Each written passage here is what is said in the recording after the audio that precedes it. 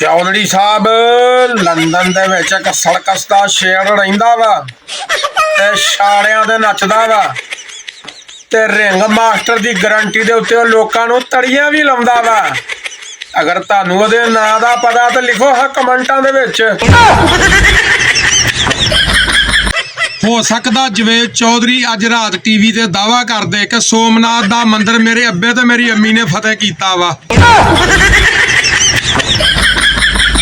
ना किसी से दोस्ती ना किसी से यारी, बस सरकार सिर्फ मुल्क से वफादारी।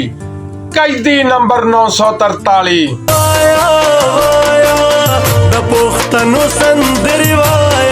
ਜਵੇਦ ਚੌਧਰੀ ਉਰਫ ਜੇਦਾ ਚੰਗੜ ਜਿੱਦਾਂ ਦੇ ਅੱਜ ਕੱਲ ਦਾਅਵੇ ਕਰ ਰਿਹਾ ਨਾ, ਮੈਨੂੰ ਤਾਂ ਲੱਗਦਾ ਅਨਕਰੀਬ ਨੇ ਇਹ ਵੀ ਦਾਅਵਾ ਕਰ ਦੇਣਾ ਵਾ ਕਿ ਪਾਕਿਸਤਾਨ ਆਲ ਸ਼ਰੀਫ ਖਾਨਦਾਨ ਨੇ ਬਣਾਇਆ ਵਾ। ਫੈਸਲਾਬਾਦੀਆਂ ਦਾ ਵੀ ਇੱਕ ਆਪਣਾ ਹੀ ਲੈਵਲ ਆ। ਸ਼ਾਇਦ ਤੁਸੀਂ ਇੱਕ ਵਾਇਰਲ ਵੀਡੀਓ ਵੇਖੀ ਹੋਵੇ, ਇੱਕ ਐਂਕਰ ਇੱਕ ਦੁਕਾਨ ਦੇ ਵਿੱਚ ਜਾਂਦਾ, ਜਾ ਕੇ ਉਹਨੂੰ ਕਹਿੰਦਾ ਕਿ ਪਾਕਿਸਤਾਨ ਦੇ ਉੱਤੇ 14 ਜਮਾਤਾਂ ਨੇ ਹੁਕੂਮਤ ਕਰ ਲਈ ਆ, ਲੇਕਿਨ ਮੁਲਕ ਦੇ ਹਾਲਾਤ ਨਹੀਂ ਬਦਲੇ। ਤੁਸੀਂ ਦੱਸ ਸਕਦੇ ਜੋ ਇਸ ਮੁਲਕ ਦੇ ਹਾਲਾਤ ਕਿੱਦਾਂ ਬਦਲਣਗੇ?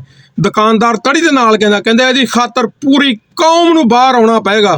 ਉਹਨੇ ਕਿਹਾ ਤੁਸੀਂ ਬਾਹਰ ਆਣ ਕੇ ਕੀ ਕਰੋਗੇ? ਉਹ ਦੁਕਾਨ ਚੋਂ ਬਾਹਰ ਨਿਕਲ ਕੇ ਨਾ ਹੱਥ ਇੰਜ ਕਰਕੇ ਕਹਿੰਦਾ ਅਸੀਂ ਬਾਹਰ ਆਣ ਕੇ ਕਹਾਂਗੇ ਅੱਲਾ ਦੇ ਨਾਂ ਦੇ ਦੇ ਸਖੀਆ ਬਿਜਲੀ ਦਾ ਬਿੱਲ ਤਾਰਨਾ ਵਾ। मार्क ट्वेन अपनी किताब में लिखता है, जब मालदार गरीब को लूटता है तो उसे कारोबार कहते हैं, जब गरीब एहतजाज करता है तो उसे फसाद फैलाना कहते हैं।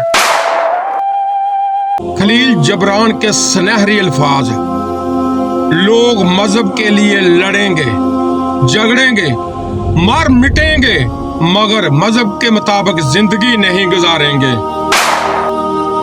ਚਾਚੀ ਹੁਣ ਤੁਹਾਨੂੰ ਛੋਟਾ ਜਿਹਾ ਅਮਲ ਦੱਸਣ ਲੱਗਿਆ। ਕੋਈ ਦੁੱਖ ਕੋਈ ਤਕਲੀਫ ਕੋਈ ਪਰੇਸ਼ਾਨੀ ਔਲਾਦ ਦਾ ਨਾ ਹੋਣਾ, ਜਾਦੂ ਟੂਣਾ ਕਾਰੋਬਾਰ ਰਿਸ਼ਤੇ ਵਿੱਚ ਰੁਕਾਵਟ, ਮਿਹਦਾ ਸੀਨੇ ਦੀ ਜਲਣ, ਖੱਟੇ ਮਿੱਠੇ ਦਕਾਰ ਆਉਂਦੇ ਆ, ਕਬਜ਼ ਦਾ ਗੈਸ ਆ, ਪੈਰਾਂ ਭਾਰ ਬਹਿ ਕੇ ਉੱਠਦਾ ਵਾ, ਭੌਂ ਆਉਂਦਾ, ਚੱਕਰ ਆਉਂਦਾ, ਲੱਤਾਂ ਫੁੱਲ ਜਾਂਦੀਆਂ, ਤਲੀਆਂ ਸੜਦੀਆਂ, ਬੜੇ ਬੜੇ ਤੇਲ ਇਸਤੇਮਾਲ ਕਰਕੇ ਵੇਖਿਆ ਸਿਰ ਦੇ ਵਿੱਚ ਬਾਲ ਨਹੀਂ ਆਉਂਦੇ। ਇਹ ਮੇਰੇ ਭਾਈ ਹੋਣੀ ਤੁਹਾਨੂੰ ਛੋਟਾ ਜਿਹਾ ਅਮਲ ਦੱਸਣਗੇ, ਕਾਪੀ ਪੈਨਸਲ ਫੜ ਕੇ ਨੋਟ ਕਰ ਲਓ।